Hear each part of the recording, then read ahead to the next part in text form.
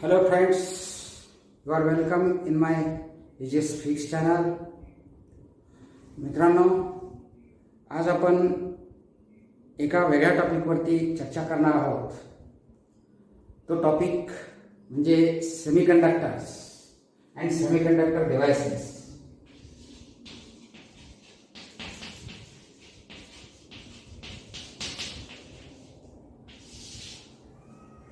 हा जो टॉपिक आहे तो इयत्ता 12वीच्या दृष्टीने महत्त्वाचा आहे. आता आपण याच्यातला सुरुवातीला जे बेसिक आहे, जे 11th मध्ये आहे, ते सेमीकंडक्टर्स, ते थोडंसं त्याच्यावरती रिवाइज करणार आहोत. याच्यामध्ये सेमीकंडक्टर्स नावामध्येच दिसतंय सेमी म्हणजे अर्धा भाग एक, अर्धा भाग दुसरा, अशा पद्धतीने त्याला आपण सेमी म्हणतो.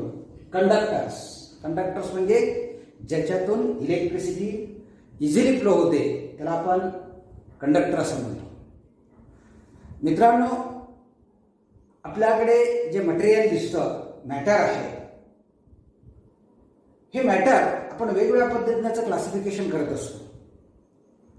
जर आपण कंडक्टिव्हिटी हा जर कन्सेप्ट मानला आणि या कंडक्टिव्हिटीवरून मटेरियल आपण क्लासिफाय करायचं ठरवलं, तर आपण हे 3 ग्रुपमध्ये क्लासिफाय करू शकतो. According to conductivity we can classify any material into 3 groups. First group is conductor. Conductor याचा अर्थ काय? तर ज्याच्यातून इलेक्ट्रिसिटी सहजासहजी फ्लो होते, अशा मॅटरला किंवा अशा सबस्टन्सला आपण कंडक्टर असं म्हणतो. ज्याच्यातून इलेक्ट्रिसिटी सहजासहजी फ्लो होते. आता आपण त्याला काय म्हणूया, कंडक्टिव्हिटीमध्ये आपण ते डिफाईन करूया. असे सबस्टन्स की ज्याची कंडक्टिव्हिटी खूप जास्त आहे. कंडक्टिव्हिटी आणि रेजिस्टिव्हिटी हे 2 एकमेकाला विरुद्ध कन्सेप्ट आहेत.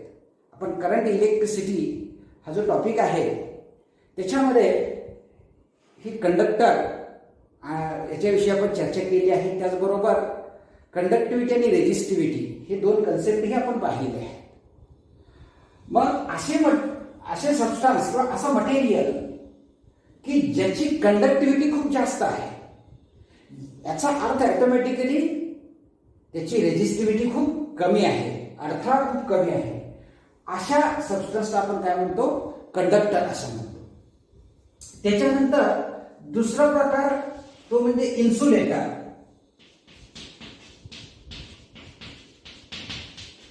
इन्सुलेटर किंवा त्याला बॅड कंडक्टर असं म्हणतो. तर इन्सुलेटर म्हणजे काय? जर ज्याची कंडक्टिव्हिटी अतिशय कमी आहे किंवा 0 आहे आणि रेजिस्टिव्हिटी मात्र खूप जास्त आहे, अशा मटेरियलला आपण काय म्हणतो, इन्सुलेटर असं म्हणतो किंवा बॅड कंडक्टर असं म्हणतो. आणि तिसरा जो प्रकार आहे तो आहे सेमीकंडक्टर्स.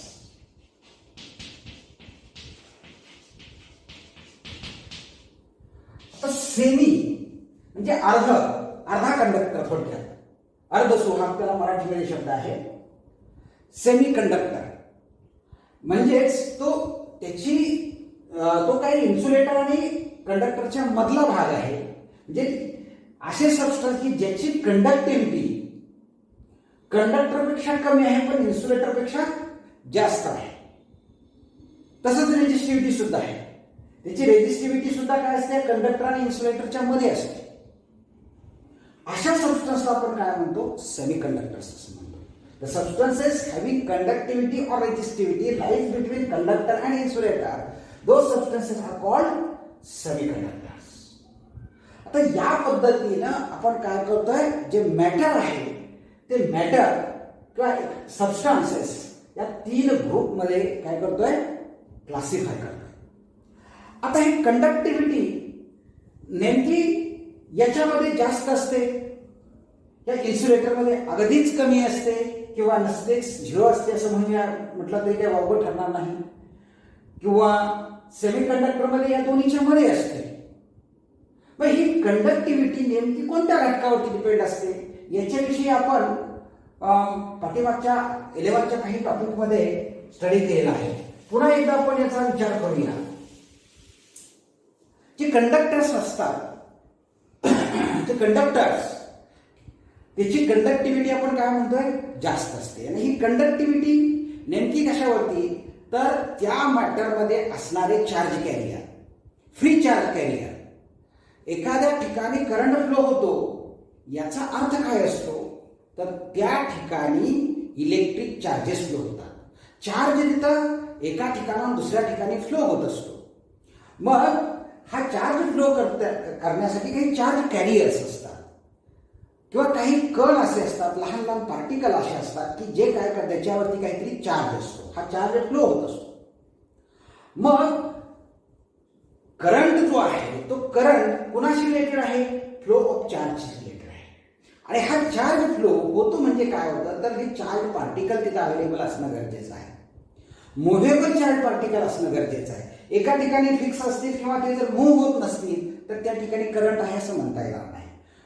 आता त्यासाठी कंडक्टरमध्ये काय असतं तर फ्री इलेक्ट्रॉन्स मोठ्या संख्येने असतात. त्याच्यामध्ये आपण मेटलचं एक्झाम्पल घेऊया. मेटल हे are good conductor of electricity.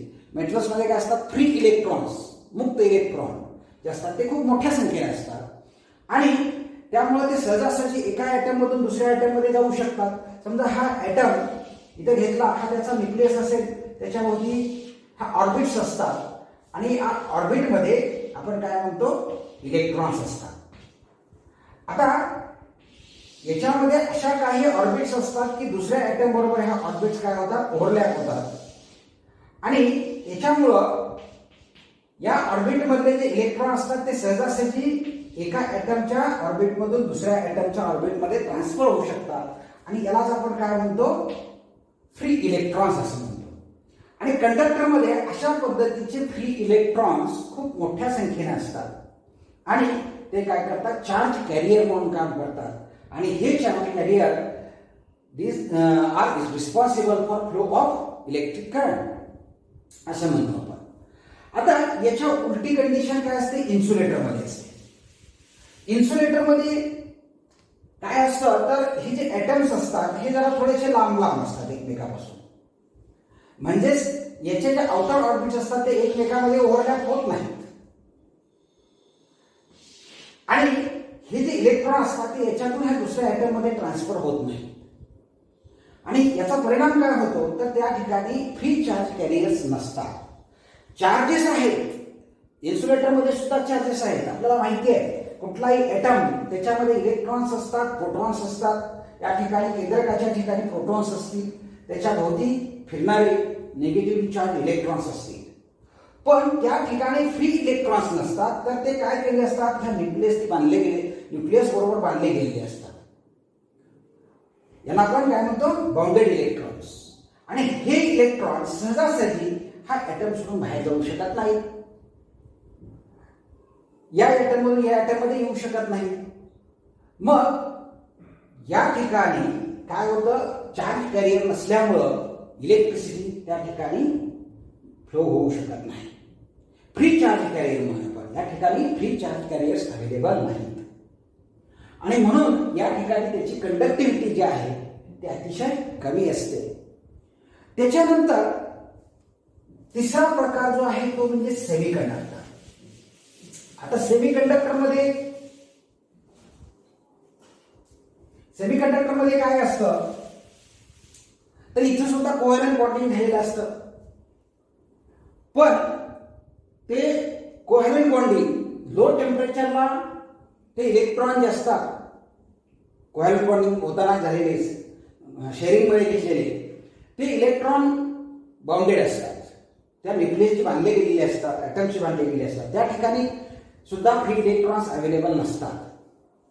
पण जर का त्याचं आपण टेम्परेचर वाढवलं तर काय होतं ते बांधले गेलेले इलेक्ट्रॉन काही इलेक्ट्रॉन त्यातले बॉन्ड ब्रेक करतात, त्यातले काही बॉन्ड ब्रेक होतात आणि बांधले गेलेले इलेक्ट्रॉन थोडेसे फ्री होतात आणि हे मोकळे झालेले इलेक्ट्रॉन फ्री झालेले इलेक्ट्रॉन आपला चार्ज कॅरियर म्हणून वापरता येतात आणि त्याच्यामुळं काही प्रमाणामध्ये काय होतं तर या सेमीकंडक्टरमध्ये इलेक्ट्रिसिटी फ्लो होताना दिसते.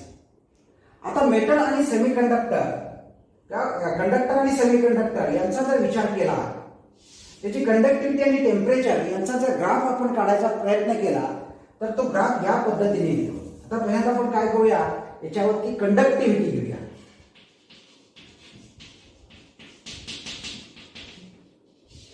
कंडक्टिव्हिटी या ऍक्सिस वरती घेतली आणि या ऍक्सिस वरती आपण टेम्परेचर घेतलं. हे पहिल्यांदा आपण काय करूया, कंडक्टर किंवा मेटलचा विचार करूया. कंडक्टर. आता कंडक्टरसाठी या कंडक्टिव्हिटी आणि टेम्परेचरचं व्हेरिएशन कसं होतं, जसं टेम्परेचर वाढत जाईल तसं याची कंडक्टिव्हिटी डिक्रीज होत जाते.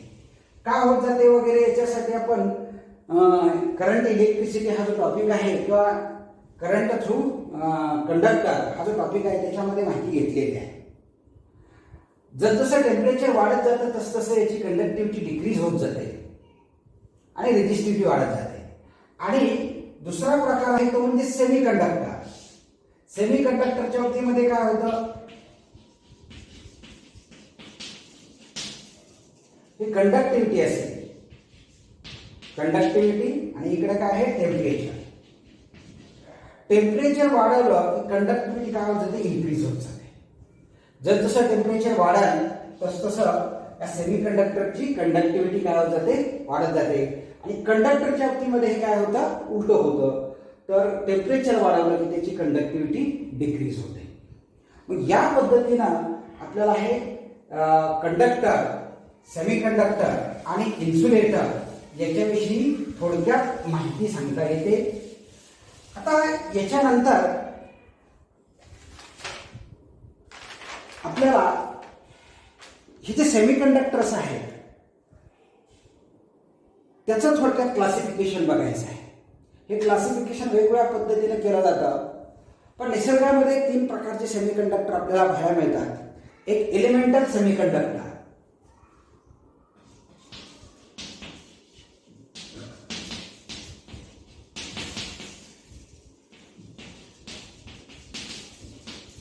पहिला प्रकार आहे तो म्हणजे कुठला, एलिमेंटल सेमीकंडक्टर.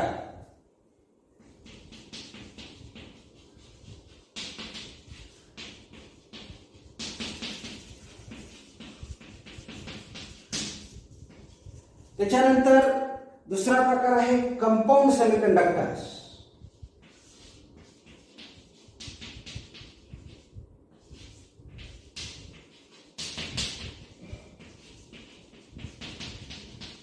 आणि तिसरा जो प्रकार आहे तो ऑर्गॅनिक सेमीकंडक्टर्स.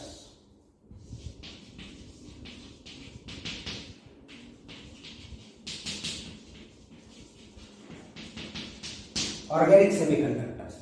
आता एलिमेंटल, एलिमेंट म्हणजे काय, मूलद्रव्य त्याला म्हणतो आपण. म्हणजे एलिमेंटच्या फॉर्ममध्ये सापडणारे जे सेमीकंडक्टर असतात त्याला एलिमेंटल सेमीकंडक्टर म्हणतात. For example silicon and germanium. Silicon germanium साठी काही मूलद्रव्य आहेत की ते काय करतात, निसर्गातच सेमीकंडक्टरच्या प्रॉपर्टी दाखवतात. त्याच्यानंतर दुसरे कंपाऊंड स्टेटमध्ये काही सेमीकंडक्टर्स आहेत, त्याच्यामध्ये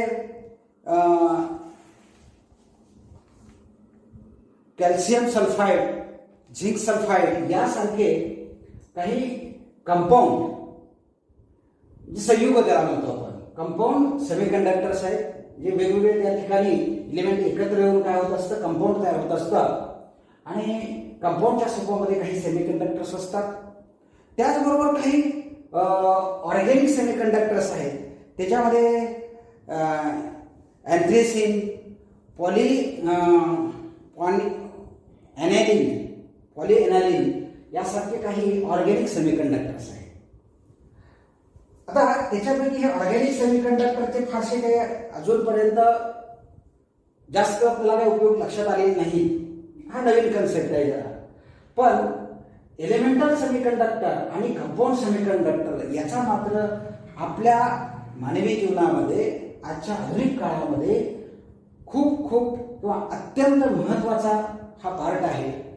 प्रत्येक ठिकाणी आज जी आपण प्रगती केलेली आहे, मग ती कम्युनिकेशनमध्ये असू द्या किंवा अजून बऱ्याचशा घरामधले बरेचसे इक्विपमेंट आहेत की जे काय आहे या सेमीकंडक्टरवरती ऑपरेट होतात. त्याचा मूळ जो आहे तो सेमीकंडक्टर आहे. उदाहरणार्थ आपला लॅम्प असेल, LED लॅम्प असेल, आपल्या मोबाईल असतील, कॉम्प्युटर असतील, अनेक कितीतरी असे आहेत की त्या ठिकाणी सेमीकंडक्टर हा एक महत्त्वाचा रोल त्या ठिकाणी बजावला जातो सेमीकंडक्टरकडून. किंबहुना या सेमीकंडक्टरमुळेच एक मोठी क्रांती, आपण सिलिकॉन रिव्होल्युशन त्याला म्हणतो, सिलिकॉनची क्रांती, हा सिलिकॉन जो सेमीकंडक्टर आहे त्यांनी ही सगळी मोठी क्रांती घडवून आणलेली आहे. आज आपल्या खिशामध्ये मोठा कॉम्प्युटर बसतोय, मोबाईल हा एक मोठा कॉम्प्युटरच आहे, ॲडव्हान्स कॉम्प्युटर आहे. त्याचे उपयोग तुम्हाला माहिती आहे, कितीतरी उपयोग आपण याच्या सहाय्यानं मोबाईलच्या सहाय्यानं आपण करू शकतो आणि त्याला जबाबदार आहे तो म्हणजे हा सेमीकंडक्टर. आता या सेमीकंडक्टर विषयी या टॉपिकमध्ये आपण डिटेल टप्प्याटप्प्यानं माहिती घेणार आहोत. याचा पुढचा भाग असेल तो आणखी एका वेगळ्या पद्धतीनं सेमीकंडक्टरचं क्लासिफिकेशन कसं करायचं आहे ते आपण पाहणार आहोत. ठीक आहे.